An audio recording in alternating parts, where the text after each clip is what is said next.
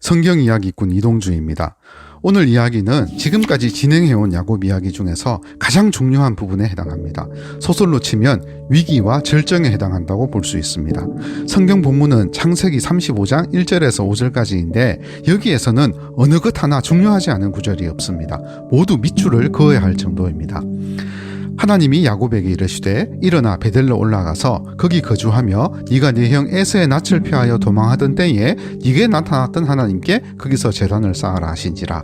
야곱이 이에 자기 집안 사람과 자기와 함께한 모든 자에게 이르되 너희 중에 있는 이방 신상들을 버리고 자신을 정결하게 하고 너희들의 의복을 바꾸어 입어라.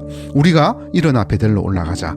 내 환난 날에 내게 응답하시며 내가 가는 길에서 나와 함께 하신 하나님께 내가 거기서 제단을 쌓으려 하노라 하매 그들이 자기 손에 있는 모든 이방 신상들과 자기 귀에 있는 귀고리들을 야곱에게 주는지라. 야곱이 그것들을 세겜 근처 상수리 나무 아래에 묻고 그들이 떠났으나 하나님이 그 사면 고울들로 크게 두려워하게 하셨으므로 야곱의 아들들을 추격하는 자가 없었더라. 야곱은 베델로 올라가서 제단을 쌓아라는 여호와 하나님의 말씀을 듣고서야 비로소 정신을 차렸습니다. 자신에게 무엇이 문제였는지 깨닫게 되었습니다. 이후로 행하는 행동을 보면 무척 놀랍습니다. 신앙과 관계된 부분에서 스스로 무엇인가를 하고 있기 때문입니다. 여호와 하나님께서 명령하시지도 않은 일을 그가 스스로 자신의 의지로 실행하고 있습니다. 야곱은 자신과 함께한 모든 가족들에게 곧바로 베델로 올라가자고 명령하지 않았습니다. 그 전에 해야 할 일이 있으니 그것부터 먼저 준행하라고 명령합니다. 모두 세 가지입니다. 첫째는 이방 신상을 버리라는 것입니다. 둘째는 자신을 정결하게 하라고 말합니다. 셋째는 의복을 바꾸어 입으라는 것입니다. 여호와 하나님께서 시키지도 않은 일을 야곱 스스로가 찾아서 하고 있습니다. 이것이 무슨 의미입니까? 야곱이 하나님의 말씀을 제대로 이해하고 있다는 뜻입니다. 문자적 해석으로 끝난 것이 아니라 진짜 의미, 행간의 의미를 이해하게 되었다는 말입니다. 즉 일어나 베델로 올라가서 제단을 쌓아라는 여호와 하나님의 말씀을 이제 이 세상과 타협하고 세속화되어서 죄짓고 살아가던 삶에서 돌이키라는 명령으로 제대로 이해했다는 뜻입니다. 먼저 이방 신상에 대해서입니다. 어떻게 이런 일이 가능했을까요? 길어야 7년 또는 8년밖에 안 되는 기간에 야곱의 일가는 완전히 세속화되어 버리고 말았습니다. 유일하신 여호와 하나님을 믿는 가정교회 공동체에서 이방 신상이 나왔습니다. 그것도 아주 많이 나왔던 것으로 보입니다. 게다가 성경은 아주 친절하게 이렇게 표현하고 있습니다. 4절로 그들이 자기 손에 있는 모든 이방 신상들과 라고 되어 있습니다. 이들의 우상 숭배가 얼마나 만연했는지를 잘 드러내는 구절입니다. 이들은 이방 신상들을 집안에만 잘 모셔둔 것이 아니라 늘 자기 손에 들고 다닐 정도였습니다.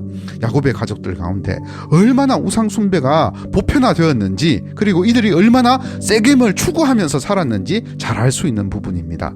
그 다음으로 야곱은 식솔들에게 자신을 정결하게 하고 그리고 의복을 바꾸어 입으라 했습니다.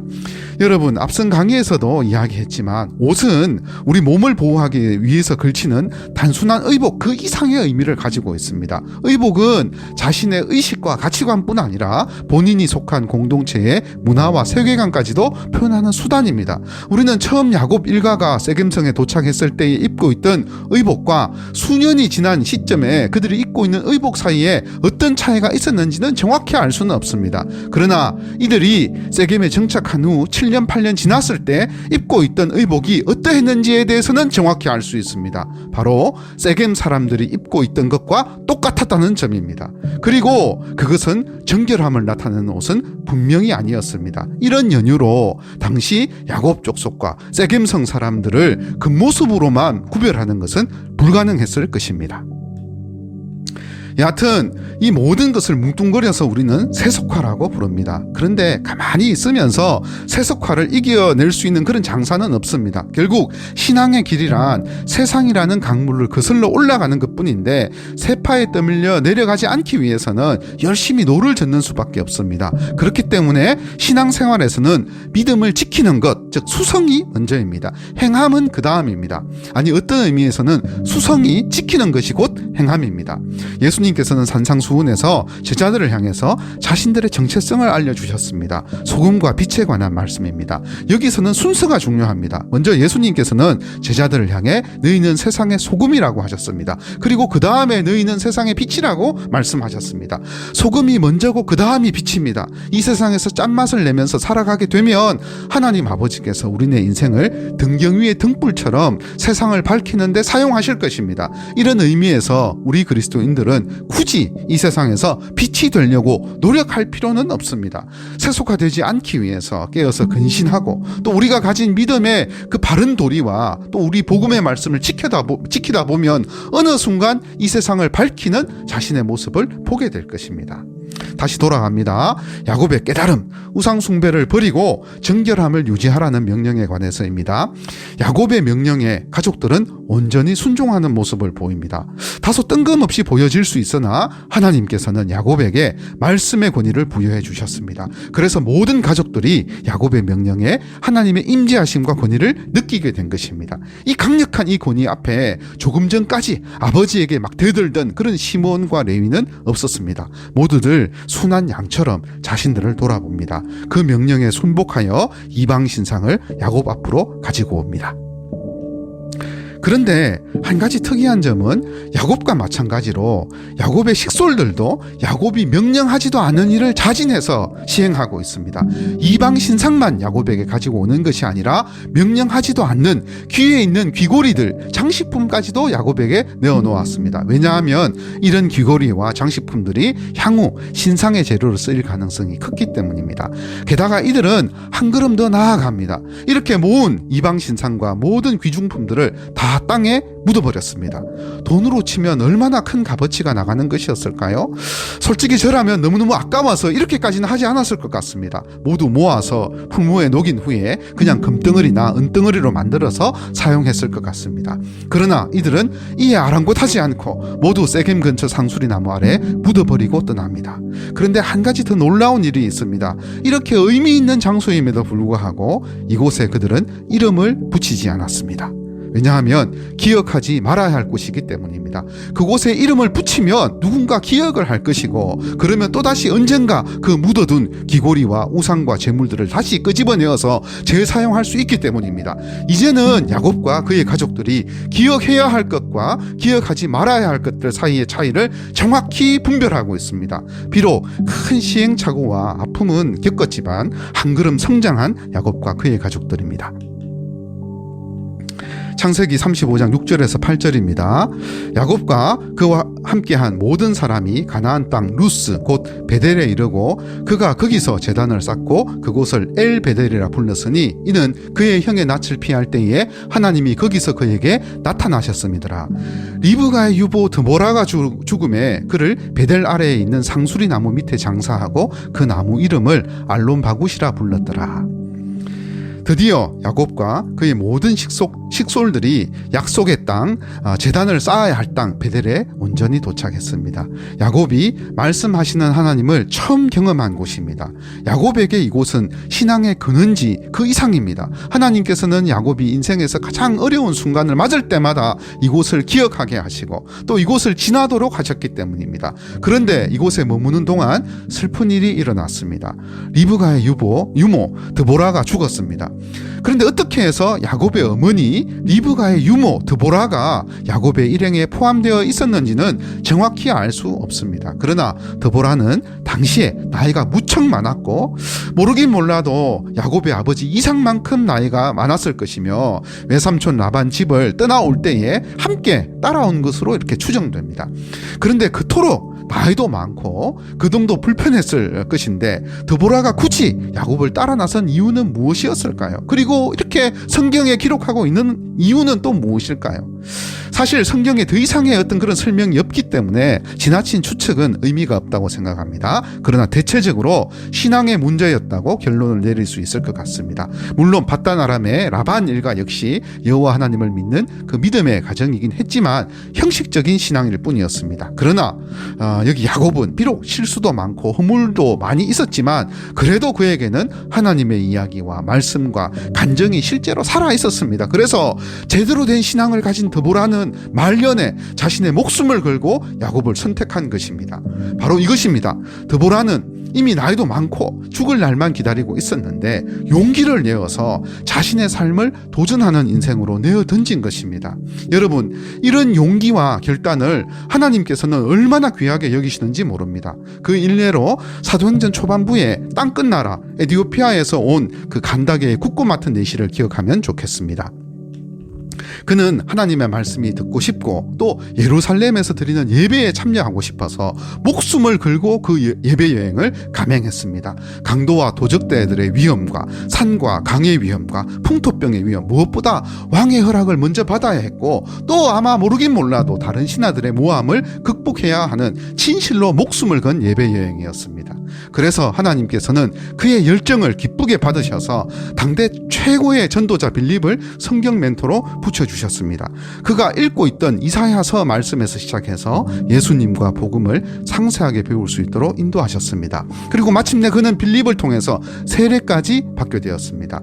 다시 돌아가서 리브가의 유모 드보라도 마찬가지였습니다. 비록 온전한 교회는 아니었지만 드보라는 나이를 극복하고 자신을 도전하는 인생으로 밀어붙임으로써 하나님의 임재하심이 여전히 머무는 곳 야곱의 가족교회 공동체 안에서 신앙생활을 할 수 있었습니다.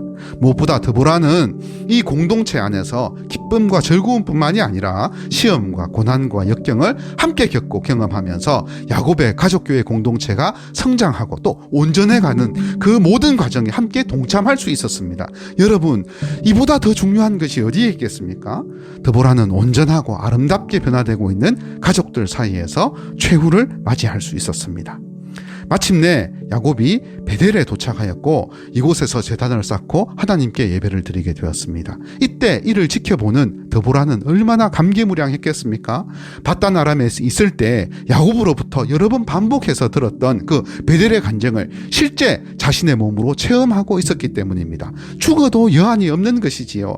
놀랍지 않습니까? 우리가 믿고 따르는 하나님 나라의 신앙은 누룩과 같은 전파력이 있습니다. 그리고 그것을 실제로 살아낸 간증을 또 아멘으로 화답하고 받아들이기만 해도 그 간증을 전한 자와 동일한 은혜를 누리게 된다는 사실을 말입니다.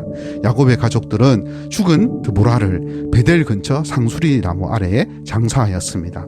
그런데 이 죽음은 반드시 기억되어야 할 죽음입니다. 그래서 그 나무도 기억되어야 합니다. 왜냐하면 그 상수리 나무가 신앙의 열정은 나이와 전혀 상관이 없다는 사실을 삶으로 보여준 위대한 신앙인 드보라를 품고 있기 때문입니다. 그래서 그들은 그 나무 이름을 곡함의 상수리 알론바굿이라 불렀습니다. 창세기 35장 9절에서 14절입니다. 야곱이 바단 아람에서 돌아오매 하나님이 다시 야곱에게 나타나사 그에게 복을 주시고 하나님이 그에게 이르시되 네 이름이 야곱이지만은 내 이름을 다시는 야곱이라 부르지 않겠고 이스라엘이 네 이름이 되리라 하시고 그가 그의 이름을 이스라엘이라 부르시고 하나님이 그에게 이르시되 나는 전능한 하나님이라 생육하며 번성하라 한 백성과 백성들의 총회가 네게서 나오고 왕들이 네 허리에서 나오리라 내가 아브라함과 이삭에게 준 땅을 네게 주고 내가 네 후손에게도 그 땅을 주리라 하시고 하나님이 그와 말씀하시던 곳에서 그를 떠나 올라가시는지라. 야곱이 하나님이 자기와 말씀하시던 곳에 기둥 곧 돌 기둥을 세우고 그 위에 전제물을 붓고 또 그 위에 기름을 붓고 하나님이 자기와 말씀하시던 곳의 이름을 베델이라 불렀더라. 야곱의 신앙이 한 단계 더 성숙해졌습니다. 야곱은 세겜의 참사를 겪으면서 자신의 믿음과 신앙이 얼마나 형편없고 이기적이며 보잘것없는지를 깨닫게 되었습니다. 우상을 섬기고 정결치 못한 삶을 살았기 때문에 여호와 하나님 보시기에 악취를 낸 것은 자식들이 아니라 자기 자신이었습니다. 여러분, 베델까지 와야 다 온 것입니다. 하나님께서 명하신 곳이 베델이기 때문입니다. 이렇게 야곱이 다시 정신을 차려서 우상을 없애고 온 가족들을 정결하게 하자 하나님께서 다시 나타나셔서 그에게 복을 주시고 약속의 말씀을 다시 베풀어 주셨습니다. 첫 번째로 브니엘에서 약속하셨던 그 이름의 축복 다시 한 번 더 확정해 주셨습니다. 여기서 야곱의 이름을 야곱이라 부르지 않으시고 이스라엘이라 불러주셨습니다. 이제야 비로소 야곱의 신앙 고백과 믿음 생활을 인정해 주셨습니다. 언제요?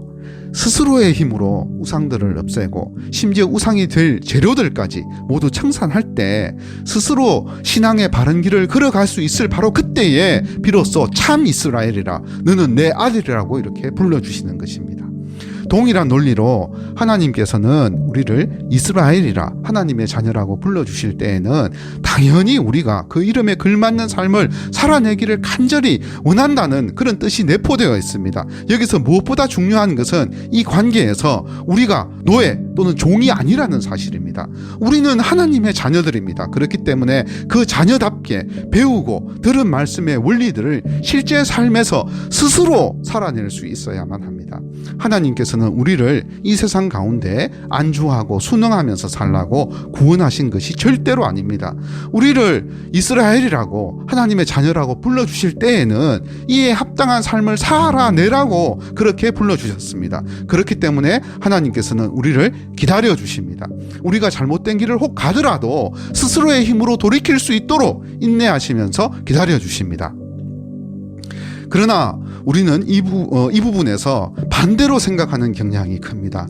우리는 우리가 기다린다고 생각합니다. 우리가 처한 고난이나 어떤 그런 어려운 환경 가운데 하나님께서 짠하고 나타나서 이렇게 간섭해 주셔야 하는데 하나님께서 개입하지 않으시니 우리 속이 새까맣게 다 타들어가는 것입니다. 그래서 우리는 우리가 그 상황을 인내한다고 생각하는 것입니다. 그러나 그렇지 않습니다. 상상할 수 없을 만큼 오래 참으심과 인내로서 기다려주시는 분은 바로 우리 여호와 하나님 아버지십니다. 언제까지요? 우리가 스스로 깨달을 때까지입니다. 여기 야곱을 보십시오. 하나님께서는 자그마치 7년에서 8년 가까이나 그의 세속화와 불신앙을 기다려주셨습니다. 스스로 깨달아 돌이킬 수 있도록 말입니다. 그렇기 때문에 우리는 여기까지 성장해 가야 합니다. 하나님께로부터 형의 낯을 피할 때에 처음으로 만났던 그곳 베델로 올라가라 이런 말씀을 들었을 때에 이 말씀이 너와 너의 가족들을 정결하게 하고 의복을 바꾸며 우상들과 그 재료들을 다 제거하라는 그런 의미로 행간의 의미를 알아들을 수 있는 자리까지 성장해 가야만 하는 것입니다. 야곱의 경우를 반면교사로 삼아서 이왕이면 그렇게 뼈저린 대가를 지불하지 않고 성장해 가는 것이 좋을 것입니다. 그것이 부모 되시는 우리 여호와 하나님 아버지의 마음입니다. 그리고 둘째, 야곱이 형의 낯을 피해서 외삼촌 라반 집으로 도망갈 당시 베델에서 주셨던 그 언약의 말씀을 다시 한 번 더 확인해 주셨습니다. 예전에 앞선 강의에서 제가 로마서 1장 17절 말씀을 인용하면서 이런 이야기를 했습니다. 복음에는 하나님의 의가 나타나서 믿음으로 믿음에 이르게 하나니를 이제 인용하면서 믿음으로 믿음에 이르게 하나니의 의미를 살펴보았습니다. 똑같은 믿음인데도 앞에 믿음과 뒤에 나오는 믿음은 다른 것이라고 이야기했습니다. 비록 앞에 믿음과 뒤에 믿음 사이에는 단 2글자밖에 없고 읽을 때는 1초도 걸리지 않는 짧은 간격이지만 실제로 우리네 삶에서 이 둘 사이에 그리는 상상을 초월합니다. 아브라함의 경우에는 25년이 걸렸고 여기 야곱의 경우에는 30년이 걸렸습니다. 야곱은 베델에서 출발해서 마침내 베델로 돌아왔습니다. 비록 같은 베델이지만 처음 형의 낯을 피해서 외삼촌 라반 집으로 피신 갈 때에 돌베개 베고 자던 그 베델에서의 믿음과 이제 거의 30년이 지나서 야복강과 브니엘과 세겜의 시련을 겪고 다시 돌아온 베델에서의 믿음은 차원이 다른 것입니다. 그러나 아무리 오랜 시간이 걸리더라도 결국에는 뒤의 믿음으로 나아가야만 합니다. 나아갈 수밖에 없습니다. 왜냐하면 이스라엘 하나님의 자녀들을 향한 하나님의 사랑과 열심히 우리의 인생을 그렇게 만들어 가실 것이 분명하기 때문입니다. 우리가 구원의 확신을 가지게 되는 것은 어떤 형태로든 스스로 하나님의 자녀라는 강력한 그런 어떤 확신이 들 때입니다. 마치 너는 내 아들 이스라엘이다 라는 하나님의 음성을 듣는 것과 같습니다. 그러나 우리를 하나님의 자녀 이스라엘로 불러주실 때 우리가 모두 참 이스라엘다워서 그렇게 불러주신 것은 아닙니다. 미리 그렇게 불러주시는 것입니다. 그렇기 때문에 거기에 만족한다면 어른아이로 머물 수밖에 없습니다. 이는 혼인잔치에는 들어갔는데 예복을 준비하지 않은 어떤 사람과 같습니다. 우리는 이 사람의 결국을 잘 알고 있습니다. 결국 우리는 참 이스라엘로 자라가야만 합니다. 종극적으로 하나님께서 야곱에게 하신 언약과 복은 우리가 앞에 믿음에서 뒤의 믿음으로 나아갈 때 주시는 것입니다. 씨앗에 머문 믿음이 아니라 자라나고 성장하는, 그래서 열매를 맺는 살아있는 하는 믿음이 될 때 약속하신 그 언약을 성취시켜 주십니다. 세속화를 이겨내고 참된 신앙인으로 거듭나서 스스로의 힘으로 하나님께서 원하시는 삶을 살아내는 참 이스라엘, 하나님의 아들들이 다 되시기를 예수님의 이름으로 축복합니다. 우리를 야곱으로 지으시고 이스라엘이라 부르시는 우리 아버지 하나님을 찬양합니다. 바이블 스토리텔러 이동주였습니다. 감사합니다.